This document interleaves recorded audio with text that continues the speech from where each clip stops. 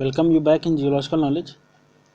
So in the previous few lectures or few discussions we have talked about some important questions related to hydrogeology, and now we will move over to the mineralogy part, that is the occurrences of minerals, their properties and their chemical physical properties and some of their distinguishing properties on the basis of which they are being identified in the field as well as in the laboratory. So we will start our discussion with the very first basic term, that is the definition of minerals. Means the question is dealing with the which of the following is not true about a mineral. So there are four properties or four options given there, and you have to point out which one is not right. Okay, so first one is naturally occurring inorganic substance, organic substance, or the definite chemical composition.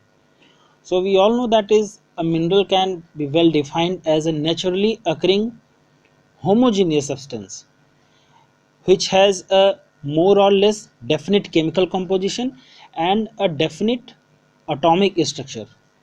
So four properties are there, means they must be naturally occurring, they must be homogeneous in nature, and they must have a more or less definite chemical composition and definite atomic structures. So four basic parts that includes in the definition of minerals. And if we talk about some other uh, factors about the minerals, so minerals are usually formed by the inorganic processes. Okay, so as far as this particular question is concerned, so option C, that is the inorganic substance, sorry, organic substance, that is not right. Okay, because they are formed by the inorganic processes, inorganic substances. So a mineral is defined as a naturally occurring inorganic solid substance that is characterized with a definite chemical composition and a very often with a definite atomic structure as well. Okay, and they possess a set of constant physical properties, and since the determination of the atomic structures and the chemical composition that requires complex laboratory tests, so the more easily recognized physical properties are used in the identification of minerals whenever we are in the field. Okay, so physical properties, these are very important clues for the identification of minerals when we are in the field. Okay, so the correct option here is option C, organic substance. Okay, next one is mineralogy deals with individual properties of minerals, formation of minerals, more or less, more of occurrence, or the properties, formation as well as the occurrence of minerals. So mineralogy is the branch of geology that deals with the wide range of aspects which are directly related to the minerals, like their individual properties, their mode of occurrences, as well as their mode of formation. Means in which type of rock they are occurring, and what are their physical chemical properties, and some of their distinguishing properties on the basis of which they are being identified in the field, and the mode of formation means from which formation or from which process they have been formed, whether they have formed by the igneous process, metamorphic process, or the sedimentary processes. Okay, so the option D, that is properties, formation as well as their occurrences, the right answer, option D.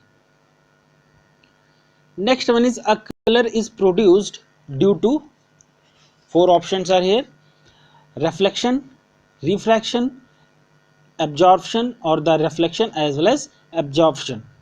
So we know that color is a color of a mineral that is due to the absorption of certain wavelengths of light. Okay, certain wavelengths of light by atoms making up the crystals.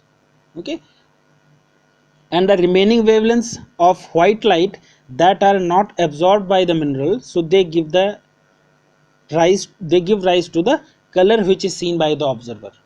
So what happens during the process, that is the color of a mineral that is imparted by due to the process of absorption of certain wavelengths of light by the atoms making up the crystals. So that wavelength which has been absorbed by the mineral, so that will be absorbed, and the remaining portion that will be reflected. So the remaining wavelengths of the white light which have not been absorbed, they will give rise to the color which is seen by the observer. So thus we can say that is the dark colored minerals, they absorb most of the light, whereas the red colored minerals, they reflect or transmit mainly the red light and absorb all the colors. Okay. So here the correct option is reflection as well as absorption, and the same is given here. So a particular color is produced by the reflection of some and absorption of other components of white light. So the correct option here is option D. The fourth one is color of a mineral depends upon its. So there are uh, four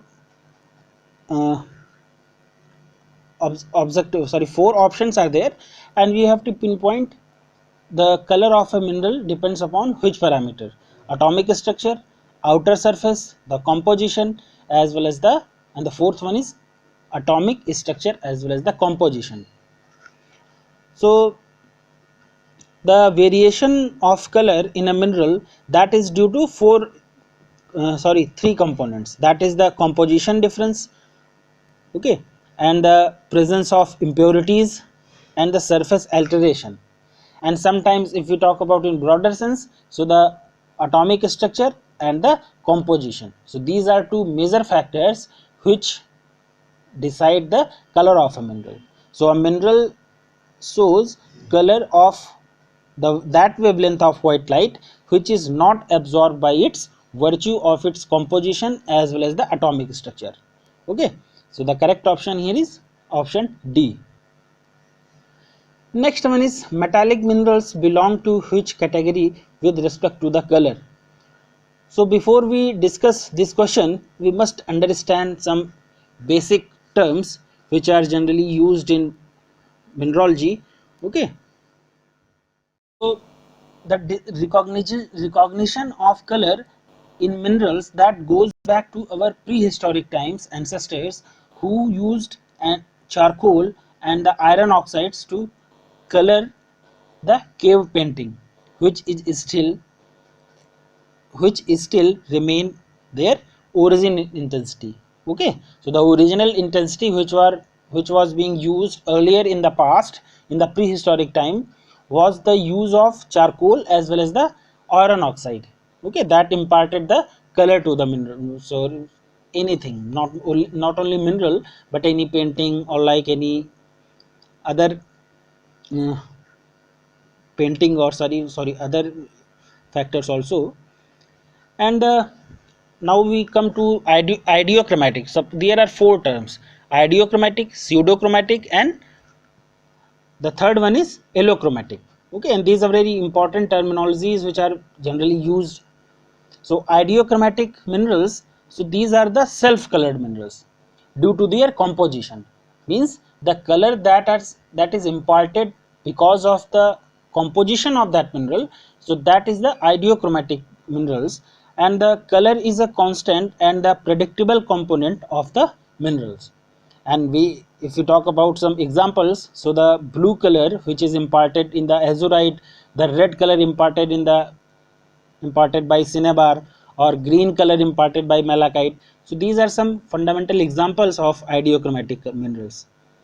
And the allochromatic minerals, so they are the other due to the trace impurities in their, they are the other colored due to their trace impurities in the composition or the defects in their structures. So sometimes in the minerals, in a particular mineral, there are some defects, some impurities. Okay, some crystal defects, some planar defects. We will talk later. We will talk in the newer video. But for as far as this particular discussion is concerned, we will only go for the basic part. Okay, only the informative part, not in the detail. So the allochromatic minerals, they are the other colors due to the trace impurities in their composition or the defects in their structures. And in this case, the color, that is variable and unpredictable property of the mineral. and the examples are blue color in the amazonite, that is orthoclase, and yellow in the heliodor, that is spodumene, and the rose in the rosy quartz. Okay, so these are the allochromatic minerals. And the third one, that is the pseudochromatic minerals. So these are the false colored minerals due to the trick in their light diffraction.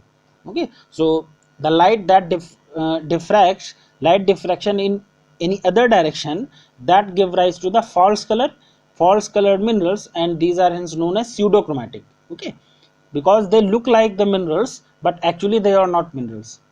So in these cases the color is variable but a unique property of the mineral. And if we talk about the examples, so the color produced by precious opal and the silver reflection of labradorite. Okay, so these are some examples. So now we come to our, so the question deals with the metallic minerals belong to which category with respect to color: idiochromatic, pseudochromatic, allochromatic, or the iridescence. So as far as the idiochromatic minerals are concerned, they are having a characteristic fairly constant color related primarily to their composition of minerals. As we have discussed previously, the definitions of idiochromatic, pseudochromatic, and the allochromatic. So idiochromatic minerals, they are fairly constant color which are related primarily to their composition of the minerals. And metallic minerals, they belong to this first category of minerals, that is idiochromatic is the correct option here. Next one is the type of minerals showing variable color. The minerals which show variable colors are known as idiochromatic, allochromatic, iridescence, or the pseudochromatic. So allochromatic minerals, they have having a variable color. The variety in the color, that is generally due to the minute quantities of coloring impurities which are thoroughly dispersed in the mineral composition. Okay, so if the impurity is there, if any type of impurity is in the mineral, so that will impart a different color. Okay, so the correct option here is allochromatic, option B. Next one is the type of mineral which show a set of colors in succession, that is known as idiochromatic, pseudochromatic, allochromatic, or the iridescence. So the pseudochromatic minerals, they show false color, and such an effect that generally happens when a mineral is rotated in hand. So if you rotate that mineral, so the color will be variable. Okay, and it is seen to show a set of color in succession. Means as you rotate that mineral either in clockwise or anti-clockwise direction, but whenever you will rotate, you will show the color variation. Okay, so the correct option here is option B, that is pseudochromatic. Next one is allochromatic minerals, they may show more than two colors. So a statement is given here, that is allochromatic minerals may show more than two colors. So option is true or false. So many non-metallic minerals like quartz, calcite, fluorine, tourmaline, etc. So they may occur in more than two colors, and depending on the nature of the impurities. Means which type of impurities are there. So on that basis they are defined as two colors. Sorry, there may be more than two colors. Okay, and that is generally in the case of non-metallic minerals like quartz, calcite, fluorine, as well as tourmaline, and there are so many minerals. So the correct option here is, that is the given statement is true. Next one is pseudochromatism occurs due to which phenomena: reflection, transmittance, refraction, or the simultaneous reflection and refraction. So the pseudochromatism, that is attributed to simultaneous reflection and the refraction which form the mineral surface due to the minute inclusions of the impurities in the mineral at the different location. Okay, so the correct option here is option D, that is simultaneous reflection as well as refraction. Next one is the phenomena due to which a mineral shows a rainbow color, that is known as idiochromatism, allochromatism, iridescence, or the pseudochromatism. So some minerals, they may show rainbow colors either in their interior or the exterior surfaces, and this is called as iridescence.